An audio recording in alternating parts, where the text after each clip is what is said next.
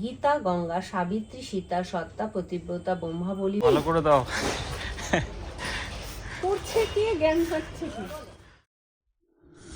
Hello friends, welcome back to my new blog. আশা করি তোমরা সকলে ভালো আছো আর আমিও ভালো আছি। আজ শুভ নীলষষ্ঠী পুজো, মানে শিবের পুজো সন্তানের উদ্দেশ্যে। তা সেই রকম আজকে আমি সকল মায়ের মতন আমার সন্তানের জন্য উপোস রেখেছি বাবা ভোলেনাথের কাছে। তা যাই হোক, সকালবেলা তো সমস্ত কাজ সেরে নিয়েছি, এমনকি কাঁচা ধোয়া করে আমার স্নান একবার হয়ে গেছে। আবার এই রান্না বান্না করে একবার বেলায় স্নান করব। তা এই দেখো, বাইরে সমস্ত জামা কাপড়গুলোকে শুকো দিয়ে দিয়েছি, আর বাইরে এত প্রখর রোদ্দুর, জামা কাপড় মনে হচ্ছে মচমচা হয়ে ভাজা ভাজা হয়ে গেছে। খানিক বাদে তুলে ফেলবো। তা আজকে কি রান্না করছি, আমার তো উপোস, কিন্তু ছেলে রূপক রয়েছে, কিন্তু পুজো যেহেতু করব তাই আজকে সম্পূর্ণটা নিরামিষ। ভাত এদিকে বসিয়ে দিয়েছি, এদিকে হচ্ছে মুগের ডাল, এদিকে আলু ভাজবো, আর দুজনের জন্য দুটো পটল ভাজবো। আর এখানে রাতের জন্য একটু রুটির তরকারি, আলু আর পটল দিয়ে, কারণ উপোস করার পর না আর রাতে রান্নাঘরে আসতে ভালো লাগবে না, সেই কারণে মানে রাতের তরকারিটাও করে রাখছি।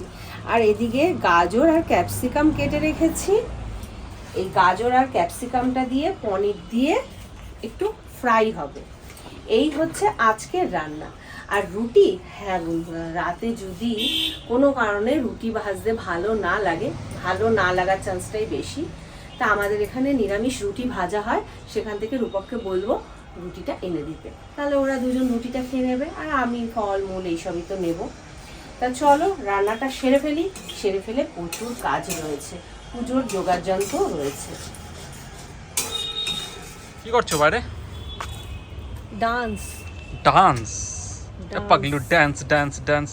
তোমাকে তুলসী চারাগুলো তুলে আমি এক জায়গায় করতে বলেছিলাম, একটা কথা শোনো না। রোজ রোজ মানে যে কোনো দিন তোলা যায় না তুলসী আমি চারা। বুধবার দিন তুলতে বলেছিলাম। বুধবার এখনো দেরি আছে। বুধবার এই যে কালকে বৃহস্পতিবার ছিল, তার আগের দিন তুলতে বলেছিলাম, ইচ্ছা করে তুলিনি। তুমি এই গরমে রোদ্দুরে বাইরে ঘুরে বেড়াচ্ছ, কি ব্যাপার? ডান্স করছি, ডান্স দেখতে পাচ্ছ। আর জামা কাপড় সকালে যেগুলো কেচে দিয়েছিলাম সব, মানে হালকা পাতলা যেগুলো, সেগুলো শুকিয়ে গেছে। দু একটা একটু মানে একটু ভেজা ভেজা রয়েছে, ওটা খানিক বাদে 1 ঘন্টা থাকলেই শুকিয়ে যাবে। এখনও আমার কোনো কাজ হয়নি, শুধু রান্নাটুকুই হয়েছে। এখনও ঘর ঝাড় দেবো, ঘর মুছবো, জল তুলবো। হ্যাঁ, কাচাকুচিটা নেই আজকে, কাচাকুচি সকালে সব কমপ্লিট করে ফেলেছি। আর পদ্ম গাছটা বিকেলবেলা আজকে আমি একটু স্প্রে করব শ্যাম্পু জল দিয়ে। আমাকে রিম্পা বলেছে যে রুমকিদি একটু শ্যাম্পু জল দিয়ে স্প্রে করবে, দেখবে ওই পোকাগুলো ঠিক হয়ে যাবে। আর না হলে গাছটাকে নষ্ট করে দিয়ে কুড়ি আসতে দেবে না, কুড়িগুলোকে সব নষ্ট করে ফেলবে। রূপককে বলেছি কোনো গা করেনি, আমাকেই করতে হবে। বুঝতে পেরেছি। আবার কি করছো? এই তো বললে স্নানে যাবে। হ্যাঁ, স্নানে আমার দেরি হয়ে যাচ্ছে। স্নানে যাব, তার আগে কাজ নেই? তোমাদের যে এখানে কি কাজ থাকে, এই বাবা আর ছেলের, যতই গোছাই না কেন, ঠিক এই জায়গাটা আগোছালো করে রাখবেই রাখবে। মানে আমাকে একটু শান্তি। তোমার এই কাজের জায়গার সাথে আমার কোনো লেনা দেনা নেই, এই চুপ বুঝলে? করে থাকবে। কোনো লেনা দেনা নেই। তোমাদের সব লাগে, তোমরা এইখানটা আগোছালো তোমরাই করো, তোমরাই করো। আমার কাজের জায়গায় এসে এই দেখো ছেলের ঘড়ি এখানে, এখানে ঘড়িটা কিসের জন্য? ছেলেকে জিজ্ঞেস করো, আমাকে বলছো কেন এগুলো? আচ্ছা, ঠিক আছে, এই যাও তো, তুমি ঘরে যাও। ধন্যবাদ, ধন্যবাদ। এটা তুলে নিলাম আমি। ঠিক আছে, এটা নিয়ে যাও। এই যে তুমি বদনাম করলে, হ্যাঁ, বদনাম এটা প্রমাণ হয়ে রইলো। হ্যাঁ, ঠিক আছে, থ্যাংক ইউ সো মাচ। যাও, গেট আউট। আরে যেখানে যেখানে পোকা লেগেছে সেখানে সেখানে দাও। এই যে এই সব জায়গাগুলো দাও। দিচ্ছি তো। এই যে এই ওপরে দাও। এই দেখো বেরিয়ে যাচ্ছে। বেশি করে দাও না।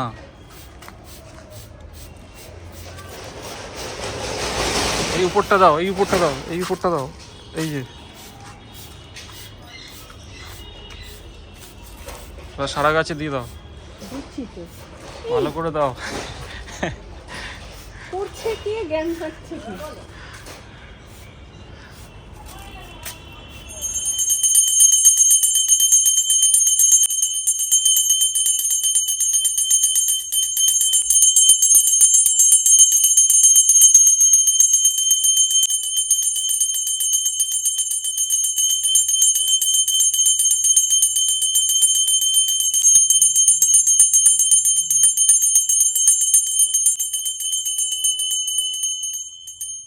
বিষয়ে কোনো সন্দেহ নাই।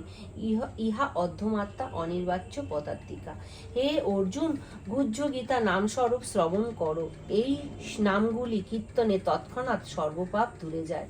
গীতা, গঙ্গা, সাবিত্রী, সীতা, সত্তা, পতিব্রতা, ব্রহ্মাবলী, ব্রহ্মবিদ্যা, ত্রিসন্ধ্যা, মুক্তিগেহিনী, অর্ধমাত্রা, চিতানন্দা, ভবগ্নি, ভান্তিনাশিনী, বেদত্রয়ী, পরানন্দা, তত্ত্ব জ্ঞান, মঞ্জুরি।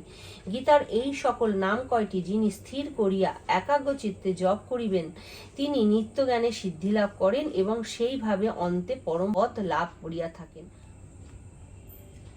আর আমার পুজো তো সমাপ্ত। আর নীলের বাতিও আমি জ্বালিয়ে দিয়েছি।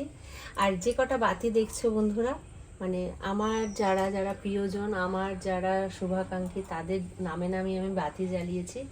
তারপরেও প্রত্যেকটা মায়ের প্রত্যেকটা সন্তানের জন্য বাতি জ্বালিয়েছি। তা যাই হোক, আজকে তো মন প্রাণ ভরে গেল বাবা ভোলেনাথের পুজো করে, খুব তৃপ্তি পেয়েছি। আর আমার বিশ্বাস বাবা ভোলেনাথ আমার পুজোতে খুব সন্তুষ্ট হয়েছে। মানে কিছু জিনিস দেখলে তো বোঝা যায়, সেই জিনিসগুলো দেখে আমি বুঝতে পারছি যে বাবা ভোলেনাথ আমার পুজোতে খুব সন্তুষ্ট হয়েছে। জয় বাবা ভোলেনাথের জয়, জয় বাবা ভোলেনাথের জয়, জয় বাবা ভোলেনাথের জয়।